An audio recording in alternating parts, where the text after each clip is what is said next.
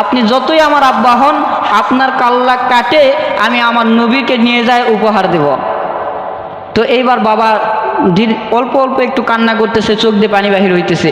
তো বাবা ডাক দিয়ে বলতেছে, সন্তান, তোমার মতন একজন সন্তান যে আমার আছে, আমি কিয়ামতের ময়দানে আল্লাহকে বলতে পারবো, আল্লাহ আমি এমন একজন সন্তানের পিতা, যেই সন্তান নবীর মহব্বতে, নবীর ভালোবাসায় নিজের আব্বার কাল্লাটা নিতেও কখনো দ্বিধাবোধ করে নাই।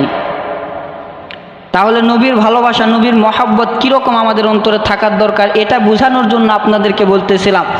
আল্লাহ তাআলা এই নবীর বরকতে আমাদেরকে মহব্বত করে ভালোবাসেন। তো আমাদেরকেও নবীর জন্য কিছু করার দরকার আছে না নাই? আমাদেরকেও কিছু নবীর জন্য করার দরকার আছে।